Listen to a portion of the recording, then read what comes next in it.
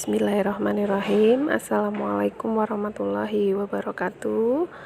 Untuk pertemuan kali ini akan Ibu jelaskan tentang kitab Al-Quran, karena kemarin materi kita itu iman kepada kitab-kitab Allah. Berhubung kitab yang kita imani adalah Al-Quran, jadi Ibu akan lebih menjelaskan lagi tentang kitab Al-Quran.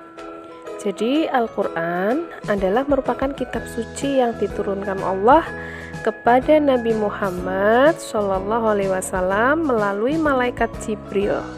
Al-Quran diturunkan juga tidak sekaligus, melainkan secara berangsur-angsur, yaitu diturunkan selama kurang lebih 23 tahun, atau tepatnya 22 tahun 2 bulan 22 hari. Nah, Al-Quran ini terdiri atas 30 juz dan 114 surat. Wahyu yang terakhir turun adalah Quran surat Al-Ma'idah ayat 3.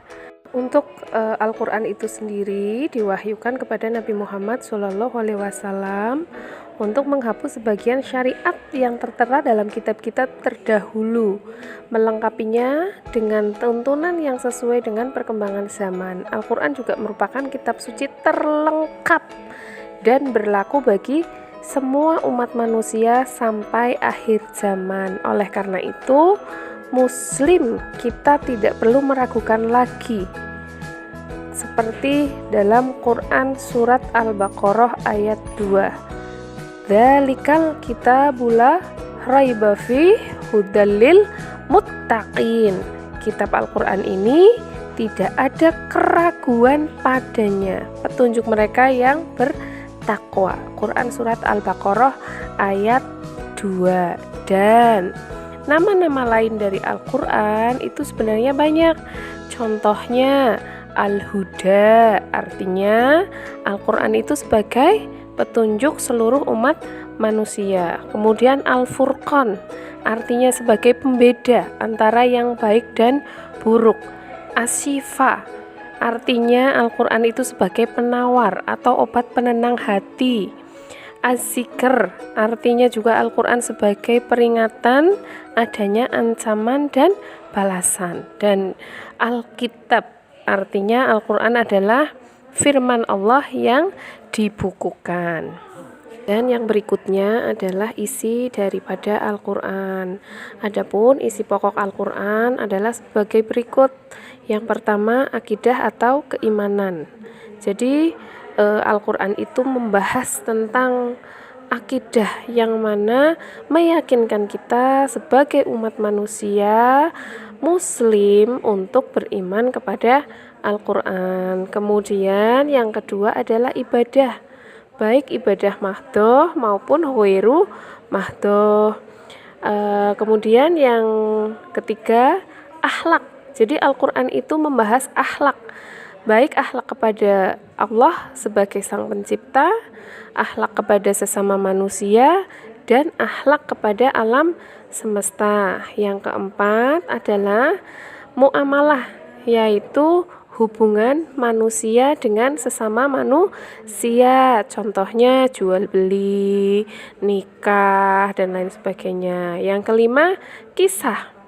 Al-Quran itu menceritakan tentang Nabi dan Rasul, orang-orang saleh, dan orang-orang yang ingkar. Kemudian yang keenam adalah semangat mengembangkan ilmu pengetahuan.